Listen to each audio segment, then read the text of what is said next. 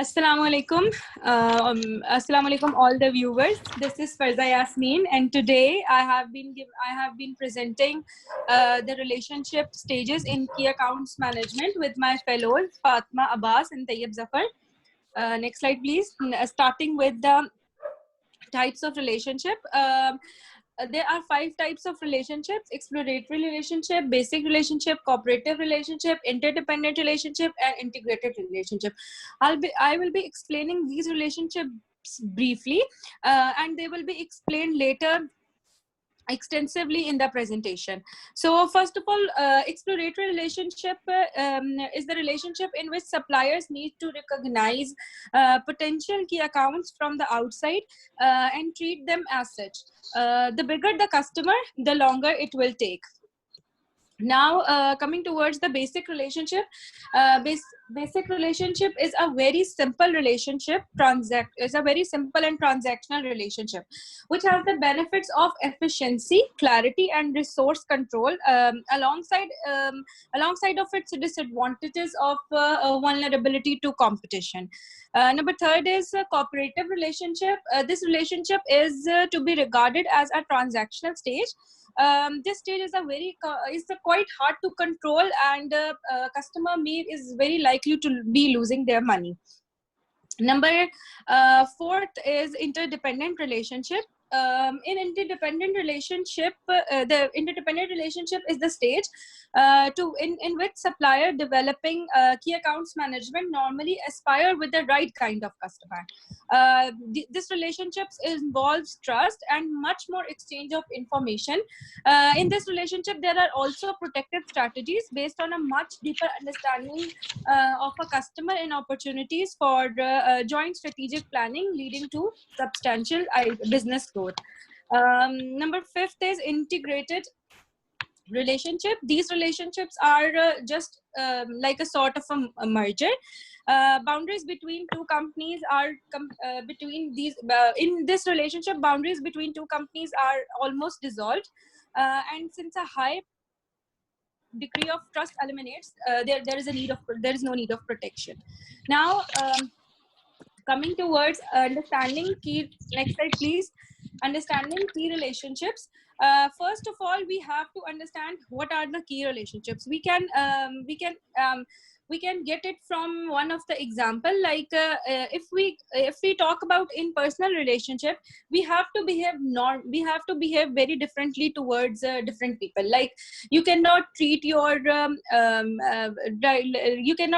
very old friend like your mother with the respect like you give your mother to your father.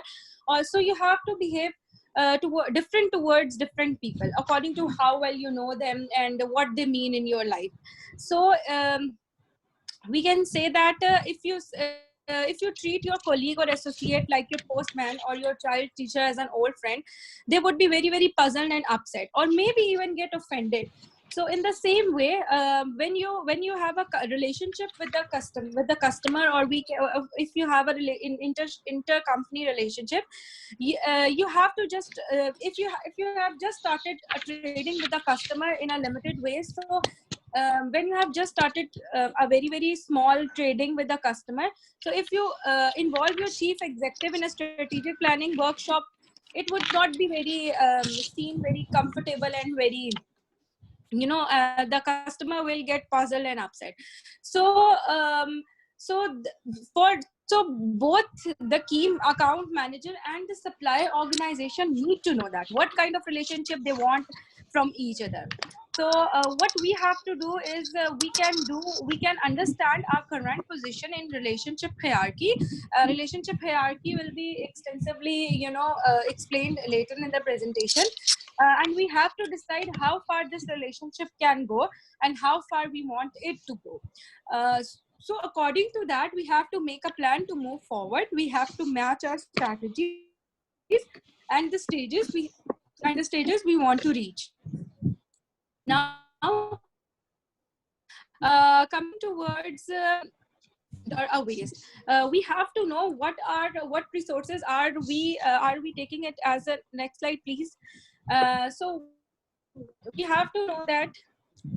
Next slide, please. we have to know that we have to know what resources are we investing in our customer, or what resources are we wasting. So we have to behave as a relationship what more advanced it is currently, more advanced than it is currently, in order to develop that it's a higher level. So for investing resources, we have to calculate that we have to calculate and perfectly know that customer will respond to our investments. Like if we are giving them gifts and some trips and anything, so we have to know we have to know, and we have to make sure that customer will respond. And we have to intentionally invest in the customer. Furthermore, we have to monitor the development of the relationship and the return in return from the sources we are investing. And most importantly, we have to take action if the progress is not achieved. These resources will be the resources that we will be investing in our customers, and they will reward us later. But second is wasting resources. We have to make sure that we should not waste our resources.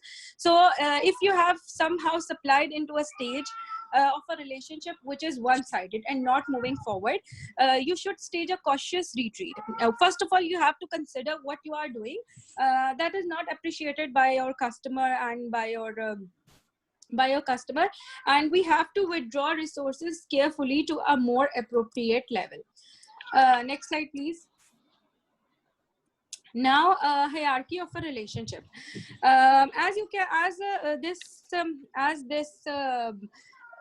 This diagram is quite, as you can see, this picture is quite self-explanatory. Yes, this is quite a self-explanatory. For some time now, researchers have been aware of a hierarchy ladder of relationships between supplier and key customers. Of course, the development of the key relationship is a continuum rather than a series of step changes, but different levels with different characteristics can usefully be identified. Now, you can see that if you have a very simple relationship, it will be a very basic relationship in which you are just making one or very little interaction with your customers and supplier. When you have a cooperative relationship, if you pass through the level of basic relationship, you will go into the cooperative relationship, which is more complex than the basic relationship. And when you pass the cooperative relationship, you will go to the interdependent relationship, which is a complexer compared to the cooperative relationship. And there will be a merger or integration at the end of the relationship hierarchy, in which the boundaries of the customer and supplier are almost vanished, and it is a very complex relationship, and both of the sides depend upon each other very well. Next slide, please. Now, coming towards the stages in a key relationship. As I already told you, there are 5 types of key relationships. There are 5 stages in key relationships. First one is explanatory relationship.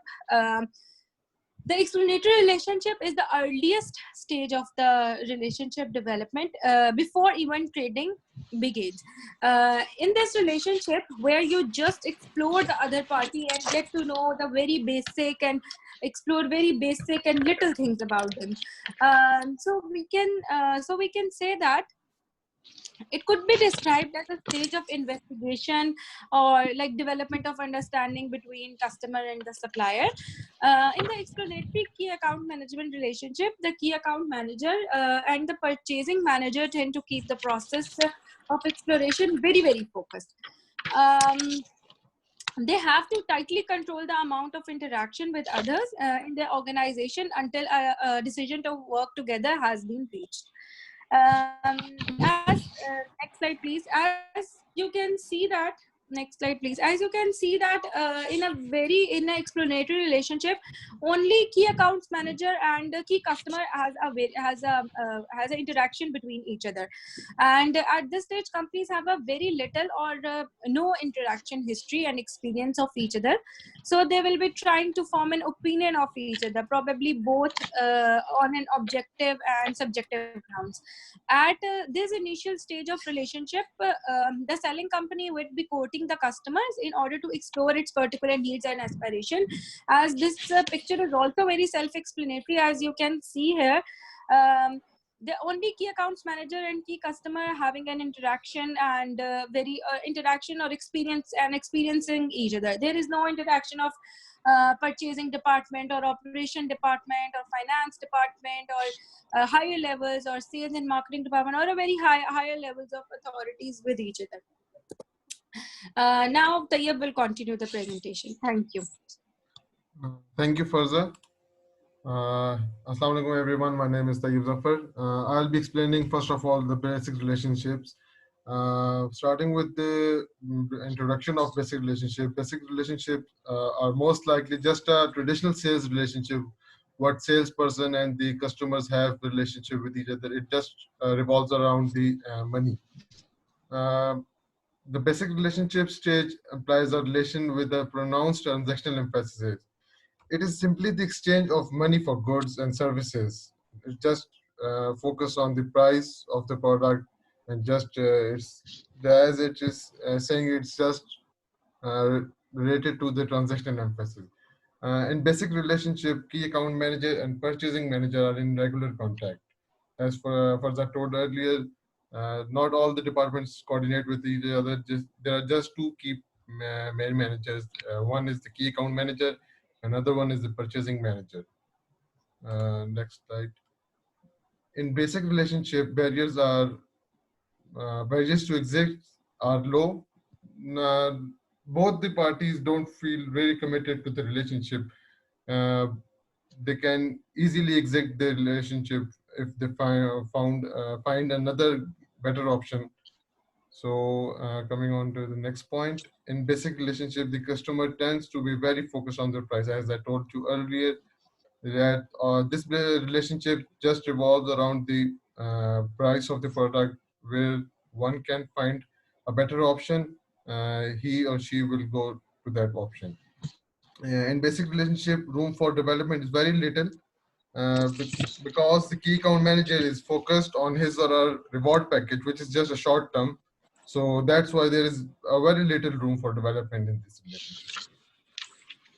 The characteristics of basic relationship, you can see they are on your screen now. First one is transactional, emphasis on efficiency. It's driven by price. Success is measured by price. This relationship is probably one of the several suppliers. It's just not for just a one supplier. It's seen as easy to exit. It's just a single channel of communication. It's just a communication between a key account manager and the purchasing manager. This is just a business relationship only. It's not very deep relationship between the two companies. It's just as a business relationship. The information shared with each other is very little because of the confidentiality. It's reactive rather than proactive. It's driven by personal reward structures, which is just a short-term thing. It's in the standard organization. It exists in standard organization. This relationship. And now coming on to the advantages and disadvantages of basic relationship. I'll be starting with the advantages first. It's efficient. It's just as simple. The objectives of this relationship is very clear to all both the manager, the key account manager, and the purchasing manager. It's very easy to control. The approach is very standard, and it is communicated through a single channel. It's easier to measure, and the key account manager skills more readily available. Coming on to the disadvantages, it is seen as easy to exit. Uh, as soon as the other company finds a better option, they will go to the next company. Driven by price, The very little information is shared between the companies. It's reactive rather than proactive. It's over dependent on the relationship between two people, just a key account manager and purchasing manager. It's open to biased view, and it's easy to break up. The next type is cooperative relationship. The cooperative relationship becomes something akin to a network, albeit a fairly loose one. The key account manager and the purchasing manager works more closely together as compared to the previous basic relationship. In cooperative relationship, order processing and customer services are generally in much more frequent contact with their counterparts than is the key account manager with the purchasing manager. In this relationship, more than just two people, there are other people who are in contact, other departments who are in contact with each other. The business is better protected against the departure of both the managers. But still, the both of the managers, the key account manager and the purchase manager, are two key players in this relationship. Cooperative relationships are messy and hard to manage. Clear lines of communications, responsibility, and authority have not been established in cooperative relationship. In this relationship, supplier is not fully trusted for buyer to volunteer highly confidential information. Neither joint strategic planning is really not possible in this relationship. You can see the characteristics of cooperative relationship. Selling company adds value to relationship, maybe preferred supplier, exit not particularly difficult in this one either. Multifunction contacts, relationship with mainly with buyer, organization mainly standard, uh, just a limited visit to customer, limited information is shared, forecasting, not joint strategic planning, not really trusted by customer. It's just a level up from the basic relationship, but not so far away from that relationship type. Coming on to the third one, interdependent relationship. In an interdependent relationship, the organization collaborate across a range of functions. Both the companies set various initiatives such as common working practices, shared product specifications, and joint marketing activities.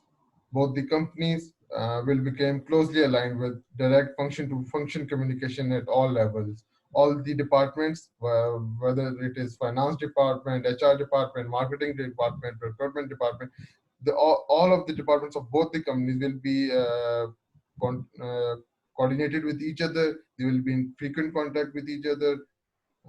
It will just be a level up with as compared to cooperative relationship where there are only two key players that is key account manager and purchasing manager. In this relationship, it moves on to the higher level. The both the departments of company are in contact with each other. Buyer and seller both acknowledge the importance of each to the other. The understanding of the buyer and seller in this relationship is rather deep as compared to the basic relationship and cooperative relationship. Now I'll be transferring this to Fatma. Fatma, please continue. Thank you, Tayyab. As Tayyab have already explained about interdependent relationship, so you can see a figure, and the figure is showing that two companies are aligned with direct function-to-function communication at all the levels that Tayyab has explained before. This next slide. Next.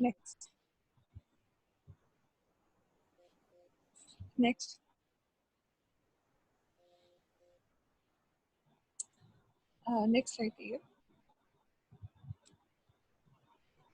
Yeah, right now. So we'll directly come toward the characteristic of interdependent relationship. And slide is quite self-explanatory that both acknowledge importance of each other, principal or sole supplier. Naming it is quite difficult. There are a large number of multifunctional contexts, developing social relationships. Deep understanding of customers is really important. There is a very high volume of dialogue involved in interdependent relationships. The process is very streamlined. exchange of sensitive information isn't there because the model is complex. Then it's proactive rather than reactive. Measures are taken time before doing anything.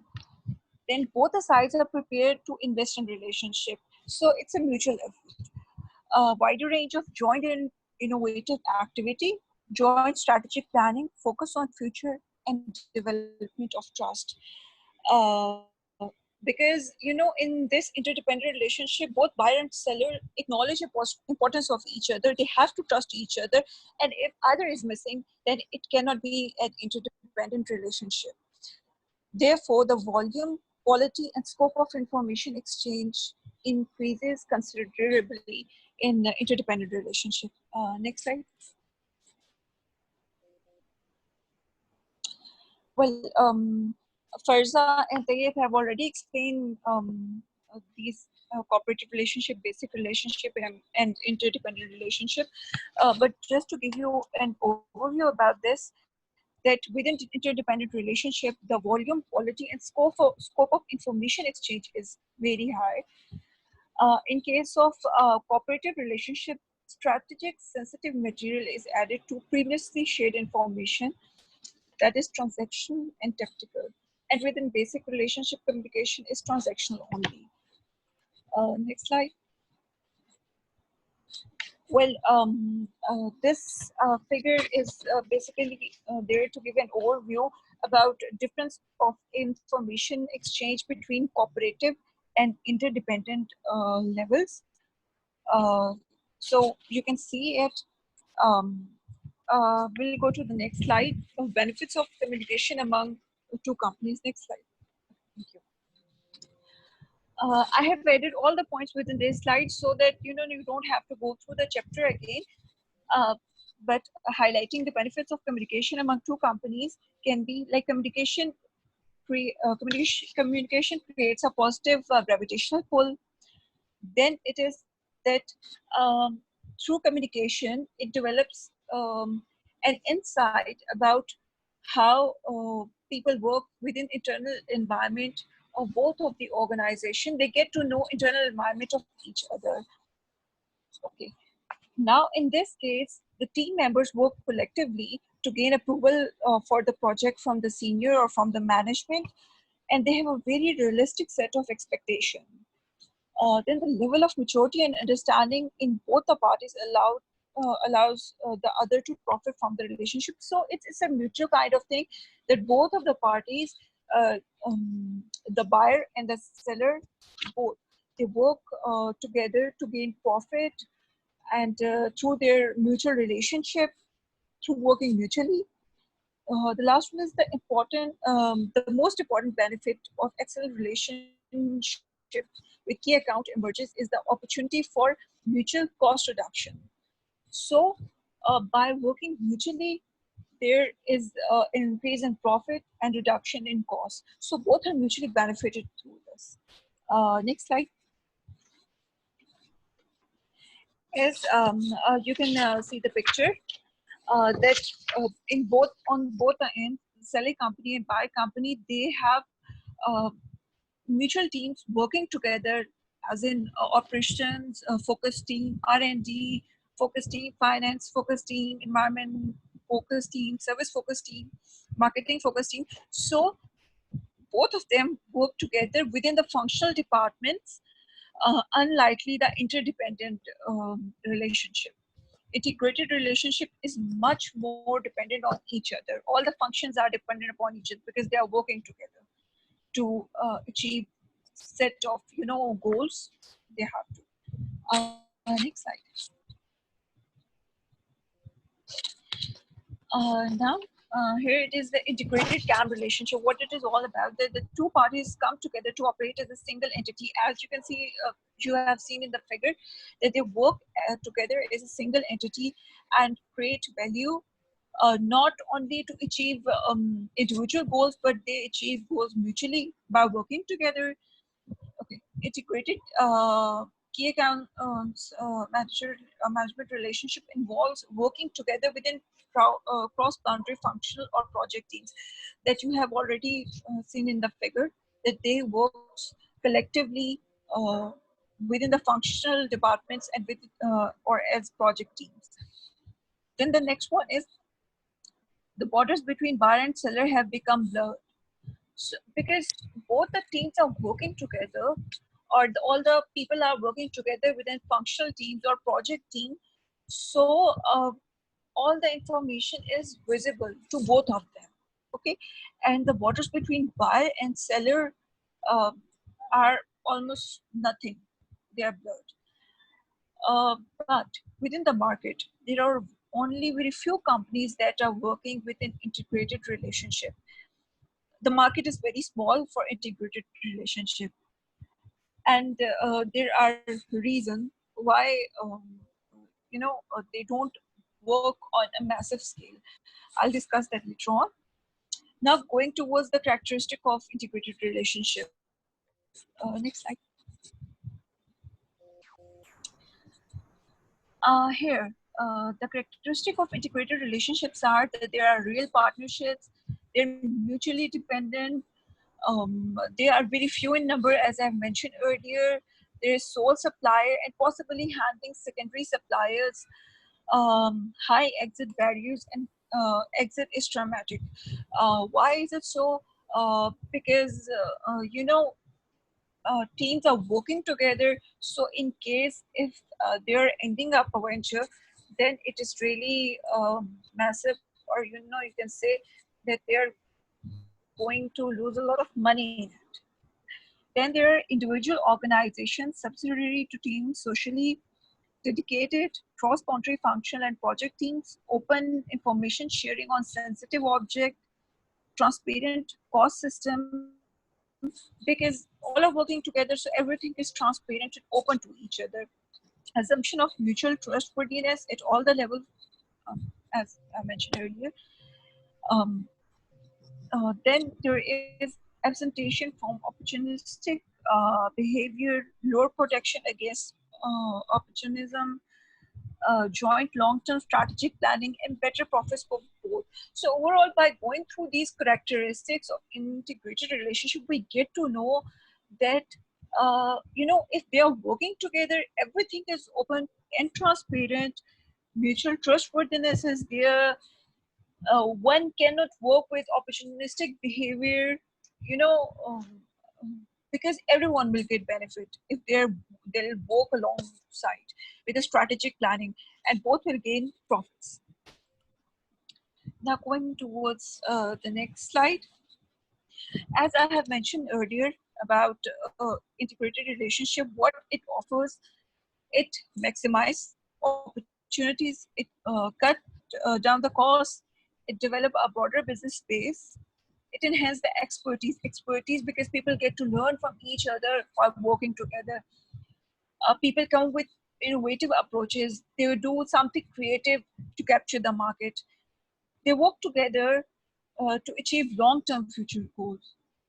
And as a relationship, relationships at the integrated stage cannot be numerous, so they should be specially well chosen and very well managed.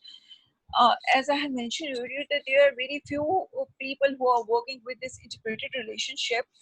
So when they're choosing or opting for it, keeping in view that what will happen in case of best and in case of worst, they have to be very um, cautious or well aware of the fact that things should be well managed. And if they won't, then exiting the relationship can be quite traumatic.